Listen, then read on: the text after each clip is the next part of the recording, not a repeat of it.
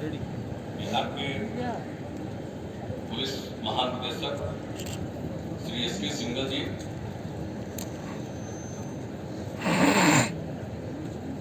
मुख्यमंत्री के प्रधान सचिव श्री दीपक कुमार जी,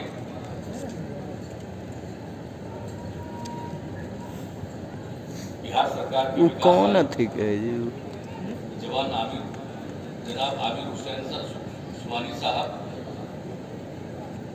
गृह विभाग के अपर मुख्य सचिव श्री चैतन्य प्रसाद जी, सामान्य प्रशासन विभाग के प्रधान सचिव श्री चंचल कुमार जी,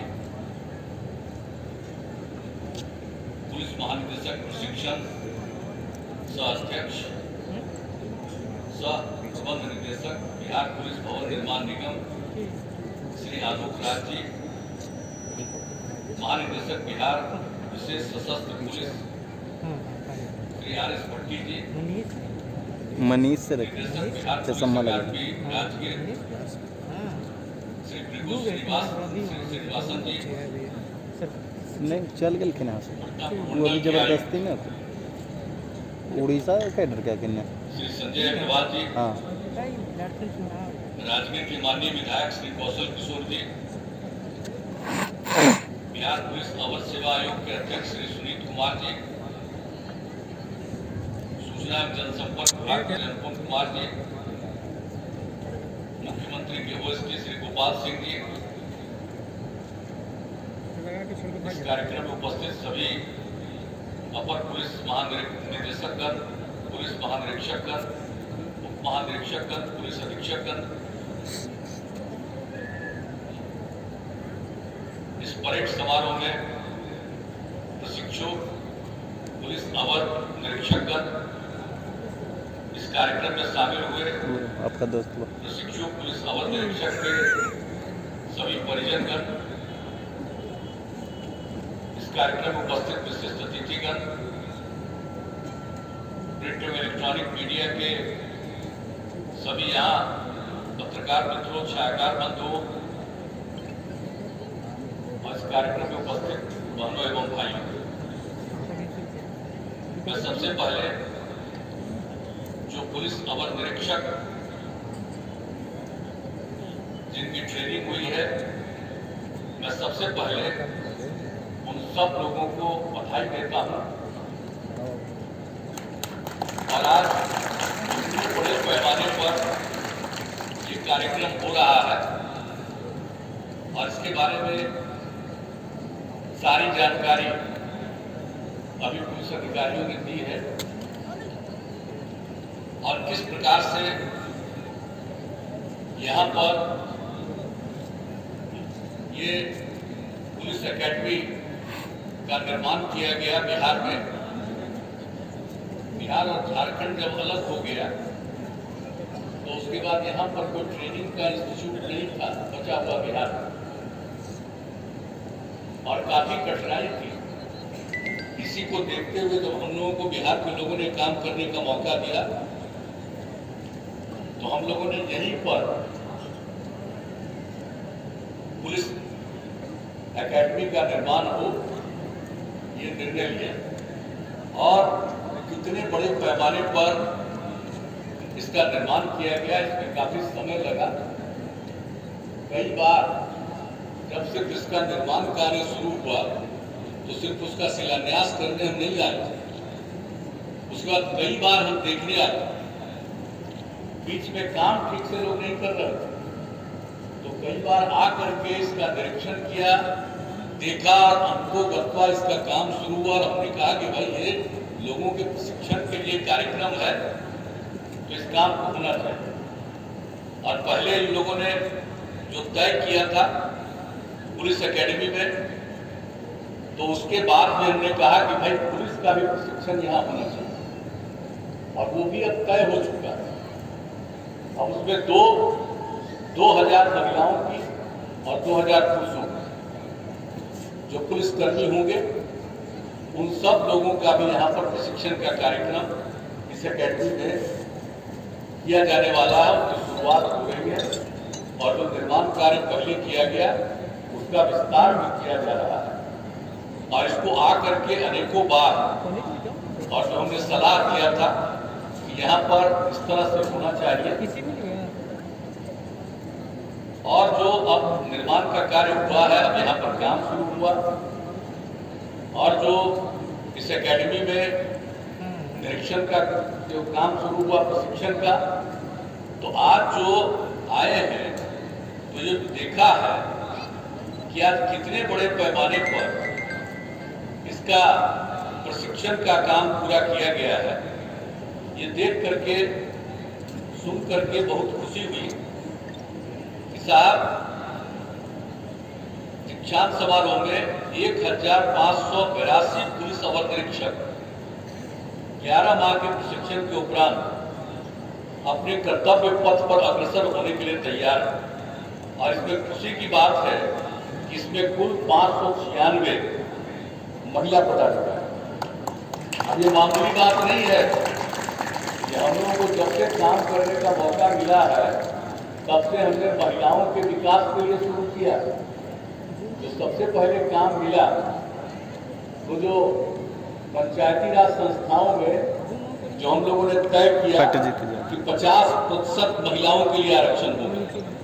अब कितनी कम महिलाएं इलेक्ट होती थी, और अब जरा देख लीजिए 50%।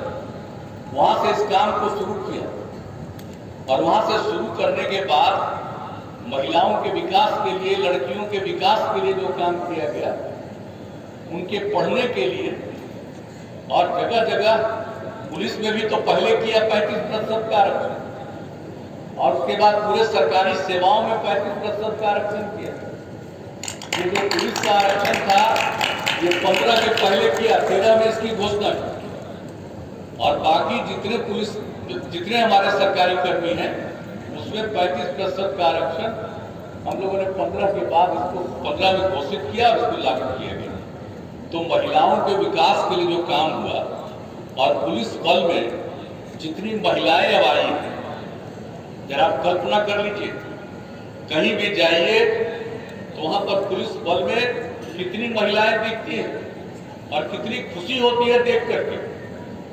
और हमने तो कहा कि भाई इसको देख लीजिए, तो ये भी पता चला है कि इस देश के किसी भी राज्य में पुलिस बल में इतनी महिलाएं नहीं है जितना बिहार में। अभी जरा और राज्य में कहीं हुआ होता तो कितना विज्ञापन छपता इससे। हम लोग तो विज्ञापनबाज है नहीं, हम तो काम करने में यकीन करते हैं, काम करते रहते हैं। तो ये देख करके खुशी हुई। और यहाँ पर जब आप लोगों ने आज 596 महिला पदाधिकारियों का हम तो देख रहे थे, तो ये बड़ी खुशी की बात है। और सब लोगों की ट्रेनिंग, और ये जो कोरोना का दौर चला है इस बीच में कई प्रकार की बाधाएं आई हैं, लेकिन इन सब चीजों के बावजूद आज जो ये काम पूरा हुआ है और आपने मुझको यहाँ आने के लिए आमंत्रित किया, मैं इसके लिए मुझे बहुत प्रसन्नता है। और आने के बाद जितना सब कुछ देखने का मौका मिला है ये बहुत अच्छा है। और पुलिस की जिम्मेवारी तो बहुत बड़ी है। अब सब लोगों की जब ट्रेनिंग हो रही है, हर स्तर पर ट्रेनिंग राज्य में ये होने वाली है यहाँ, तो उसके बाद सबको मालूम होना कि पुलिस की जिम्मेवारी बहुत बड़ी है, कानून का राज कायम करना है। और आप तो अब जानते हैं कि जो पहले से कानून बना काफी विलंब हुआ, और थाने में 2 हिस्से में लोगों को बांटना था। एक है कि लॉ एंड ऑर्डर को देखना है, और दूसरी तरफ जब कोई उनके पास कोई अपराध हुआ उसकी जांच करना है, तो जांच करने के लिए एक समूह होना चाहिए और लॉ एंड ऑर्डर के लिए दूसरा समूह होना चाहिए। तो बहुत दिनों से प्रयास किया गया, अब यहाँ पर लागू हो गया। अब उससे कितनी सहूलियत होती। और अब तो सब जगह ये कह दिया गया कि हर जो भी थाने हैं वो सब में महिलाओं को भी रहना, और महिलाओं के लिए अलग से इंतजाम सब कुछ कराने का प्रबंध किया गया कि यूं ही महिलाओं को सिर्फ वहां पर रखेंगे नहीं, बल्कि उसके लिए जो जरूरत होती है वो सब चीजों का इंतजाम वहां पर कर दिया जाए। तो ये सब काम लगभग पूरा किया गया है, कुछ ही चीज इनका बचा हुआ है। तो हर जगह से फिर थानों की क्या स्थिति थी, क्या पहले होता था, पुलिस वाले निकलते थे तो कैसे उनको कहीं जाना पड़ता था, कोई जो इनके पास व्हीकल था, कोई काम करना करता था। और बाद में हम लोगों ने हर थाने में कम से कम 2 का इंतजाम किया। अब एक एक चीज किया गया, हथियार के बारे में भी काम किया गया, उसको भी बेहतर किया गया। तो ये सब कुछ किया गया और हम लोगों की हुई यही और संख्या कम थी, उसको बढ़ा करके हम लोगों ने 1,40,000 से जाने का निर्णय लिया और अब 80,000 से ज्यादा हो चुके हैं और कई लोग 20,000 से भी ज्यादा का वो उनके नियुक्ति के लिए काम चल रहा है। तो अधिक से अधिक होना चाहिए, आबादी बढ़ी हुई है राज्य की, तो उस हिसाब से देखते हुए पुलिस बल की संख्या अधिक होनी चाहिए, उसका भी प्रयास किया जा रहा है। और जो लोगों को प्रशिक्षित किया जा रहा है, वो प्रशिक्षित इसलिए किया जा रहा है समाज में बिल्कुल एक बेहतर माहौल रहे, कानून का राज कायम रहे। लोग जो अपराध करते हैं, अब वैसे तो कोई कह ही नहीं सकता है कि बिल्कुल कोई अपराध करेगा ही नहीं, कुछ न कुछ तो गड़बड़ करने वालों की प्रवृत्ति होती है, करते हैं। लेकिन जो कुछ भी है उस पर यथाशीघ्र जो कुछ भी हो जांच करके और उपयुक्त कार्रवाई के लिए उसको आगे बढ़ाना चाहिए। तो ये सब काम जो पुलिस बल के लिए किया गया है, उसके पीछे उद्देश्य यही है कि समाज में शांति रहे। हम लोग क्या चाहते हैं, समाज में प्रेम और भाईचारे का माहौल रहे। तो इसके लिए सारा प्रयास और हर प्रकार से कोई बाएं दाएं इधर पर गड़बड़ करने की कोशिश करता है, तो उन सब चीजों पर ध्यान रखना चाहिए और जो भी पुलिस की जिम्मेदारी है उसको वो निभाएं। और एक बात और जान ली, 2015 में महिलाओं की मांग पर हम लोगों ने घोषित किया कि शराबबंदी लागू होगा और शराबबंदी लागू किया 2016 में। अब वो जब लागू हो गया 1 अप्रैल से 2016 में, अब उसके बाद ये महिलाओं की मांग पर हुआ और ये महिलाओं की इच्छा थी, उसी को ध्यान में रख करके किया गया और बराबर हम लोग करते रहते। कुछ ना कुछ कितना भी करिए, बाएं दाएं गड़बड़ करने वाला तो होता ही है, रोज कुछ लोग पकड़ा रहे हैं। तो इसको ध्यान में रखना चाहिए। आप सब लोग जो ट्रेनिंग किए हैं, हम ये बात को जरूर कहना चाहेंगे कि अब संख्या देख लीजिए आप में महिलाओं की कितनी है और महिलाओं की ही मांग थी। तो जब शराबबंदी लागू किया तो इधर उधर गड़बड़ करने वालों पर नजर रखनी चाहिए। ऐसा कुछ नहीं है कि पता नहीं चलेगा, गांव में कौन क्या कर रहा है इसके बारे में जानकारी होती है। अगर उसके बारे में सही जानकारी ले करके और ससमय उपयुक्त कार्रवाई करिए, यही आपका दायित्व है और ये जरूरी है। इसलिए आज जो ट्रेनिंग लेकर के आप सब लोग अपनी ड्यूटी पर जाइएगा, तो मैं विशेष तौर पर ये कहता हूं, बाकी सब चीजों को तो करना ही है, लेकिन ये जो शराबबंदी है इसके लिए निश्चित रूप से पूरे तौर पर प्रयास करना चाहिए। ये कितनी बड़ी बात है, ये कितना खराब माहौल होता है, कितने लोग इधर उधर होते हैं। कभी कभी जो इधर उधर बाएं दाएं करते हुए नकली भी लेकर के चला भी जाता है। तो सब जान लीजिए, लोगों को समझाना चाहिए। और इसके बारे में कितना रिसर्च हुआ दुनिया भर में, शराब पीने से, शराब का प्रयोग करने से कितना नुकसान होता, कितने तरह की बीमारियां फैलती, ये सब कहा जाता है। तो इन सब चीजों का प्रचार प्रसार तो किया ही जा रहा, लेकिन निश्चित रूप से ये बात मन में मजबूती के साथ रहना चाहिए। और याद करिएगा, जब शराबबंदी लागू हुआ, सभी हमारे पुलिस के अधिकारी यहाँ पर बैठे हुए, हम सबको याद दिला देना चाहते हैं कि जब लागू किया था तो 3 महीना कितना बढ़िया से एक एक चीज को नियंत्रण किए थे। तो जैसे शुरू का 3 महीना नियंत्रण किए थे, आगे भी उसी प्रकार से इसको एक एक चीज को देखना चाहिए और हर प्रकार से करना चाहिए। और इन दिनों तो हम देख रहे हैं कि अब इस पर जो कुछ भी कार्रवाई होनी है, कार्रवाई कर रहे हैं। और उसके अलावे प्रतिदिन देखना और कोई लेकर के जा रहा है उसको पकड़ना, तो ये सब चीजें तो हो रही है, लेकिन इसके बारे में निश्चित रूप से सब लोगों को ध्यान में रखना चाहिए। और आप सब लोगों का प्रशिक्षण हो गया, और पुलिस का जो दायित्व है, इस दायित्व को देखते हुए सब लोग अपनी जिम्मेवारी को निभाइए और जितना काम किया जा रहा है हर प्रकार से जो भी जरूरी है। अब जो थानों का निर्माण किया जा रहा, पहले थानों की क्या स्थिति थी, हमने पहले भी कहा, अब जो थाना बन रहा है अब कितना अच्छा लगता है देखने में, और पहले थाना कैसा रहता था। तो एक एक चीज पर हम लोग ध्यान दे रहे हैं और किस तरह से हम लोग अब जब जो यहाँ पर का आपका बन गया, आप इसको देख लीजिए, पुलिस एकेडमी कैसा बना। अब इसी तरह से आप देख लीजिए कि पुलिस का जो मुख्यालय बनाया गया है पटना में, आप जरा देख लीजिए वो कितना कितना बढ़िया बनाया गया। हम तो इसलिए पुलिस वालों के लिए सब काम करते रहते हैं, चाहे इनके लिए पोशाक देने के लिए जो शुरू से उपाय किया, लोगों को पोशाक नहीं मिल पाता, वो सब काम से शुरू करते हुए हथियार से लेकर के और तरह की सुविधा देने से लेकर के एक एक चीज किया गया। अब जो पुलिस मुख्यालय बना है पटना में, जरा जाकर भी देखिए किस तरह का बना है। वैसा रेयर होता है जब इस तरह की चीजें इतने अच्छे ढंग से बनती है।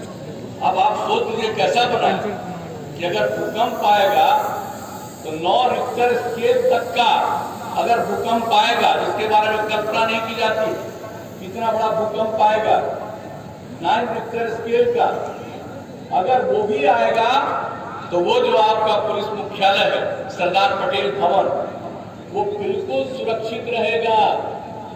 और उसमें एक एक तरह का इंतजाम करा दिया गया कि अगर कुछ हो गया तो वहीं पर लोग रहेंगे, 7 दिन तक वहां पर कोई तरह की दिक्कत उनको नहीं होगी, और वहीं से बाकी जगह पर कोई काम करना है तो वहां से किया जा सकता है। तो इस तरह का काम भी किया गया।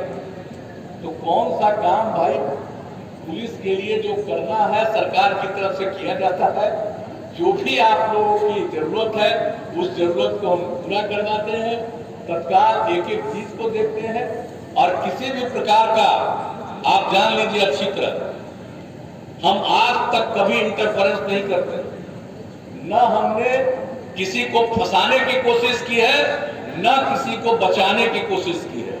ये दायित्व है पुलिस का, संवैधानिक दायित्व है।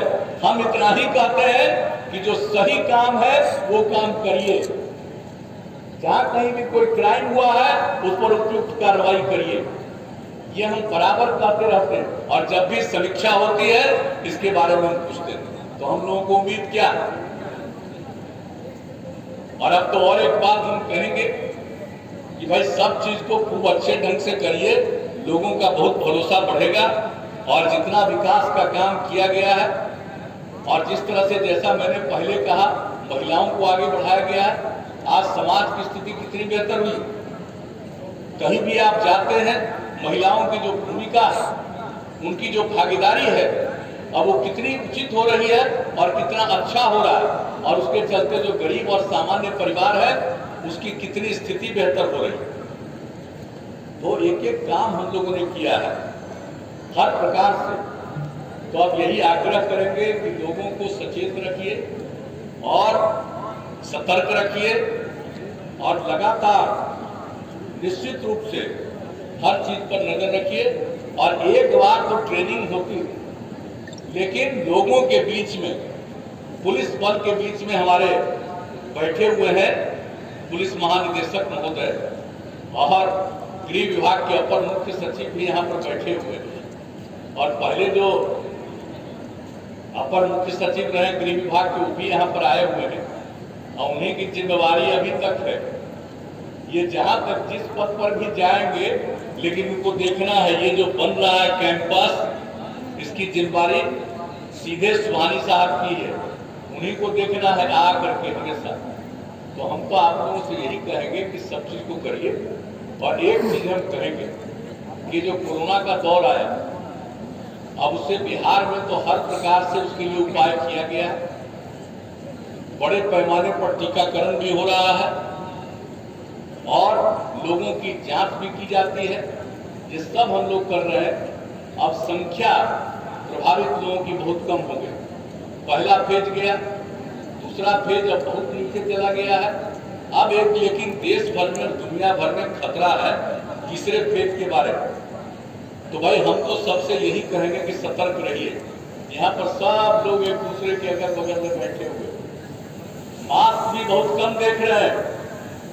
हम तो यही आग्रह करेंगे कि अभी बहुत लोग लगाए हैं मास्क और बहुत लोगों का नहीं है। तो हम तो आप लोगों से यही आग्रह करेंगे कि सब लोगों को प्रेरित करिए। पिछली बार भी पहला फेज भी बहुत नीचे चला गया, उसका दूसरा फेज आ गया, कितने बड़े पैमाने पर हुआ, और देश में तो अभी भी ज्यादा है और बिहार में बहुत कम है। तो हम लोग तो सारा काम कर रहे हैं, लेकिन फिर भी सतर्क रहें। डर है कि तीसरा फेज आ सकता है, इसलिए थोड़ा दूरी बनाए रखने का, मास्क लगाने का, हाथ वगैरह को साफ रखने का, ये जो गाइडलाइन है शुरू से, इसका जरूर पालन करिएगा। और पुलिस बल को हम कहीं भी देखते हैं, सब जगह हम देखते हैं कि वो बिल्कुल इन सब चीजों का पालन करते रहते हैं। अब हम आए थे एक रोज और करीब करीब हो गया हमारा वो 1 महीना के करीब, तो हम चले थे और नालंदा में भी काफी हुआ था। अब उसके बाद जो हमने देखा, रास्ते से हम बाई रोड आए थे जानबूझ करके देखने का, तो हम देखे कि मास्क बहुत कम लोग पहने। आज भी देखे मास्क बहुत कम लोग पहने हैं। अब यहाँ पर डीएम एसपी सब लोग मौजूद हैं। हम सबको कहेंगे कि भाई इन सब चीजों को देखिए और लोगों को प्रेरित करिए, और टीकाकरण तो बिल्कुल करवा ही दीजिए। उसके लिए सारा का सारा प्रबंध 18 साल से अधिक उम्र के लोगों का, और जांच भी हम तो प्रतिदिन रिपोर्ट देखते हैं। अगर निकलता है हर किस जिले में किस दिन निकला, तो कहाँ निकला, ये पता चलता ही है कि कहाँ निकला पॉजिटिव आया, बहुत कम होता है। अब अभी जो फ्लड का समय आया, उसी समय हमने गाइडलाइन किया था कि जो लोग भी उनको निकालिएगा उनका टेस्ट जरूर करिए। तो अभी हम अनेक जगहों पर गए, हर जगह टेस्ट होता है और उसके बाद टीकाकरण भी करा दिया जाता है। तो मुझे ये देख करके, हम दर्जनों जगह पर गए, मुझे खुशी हुई कि एक आदमी का भी जो जांच किया गया पॉजिटिव नहीं था, सबका निगेटिव, यानी सब लोग ठीक ठाक थे। लेकिन उसके बाद भी हर जिले में होता है, तो किसी दिन 1, किसी दिन 2, किसी दिन 3, किसी दिन 5 एक जिले में निकलता है, कई दिन 0 निकलता है।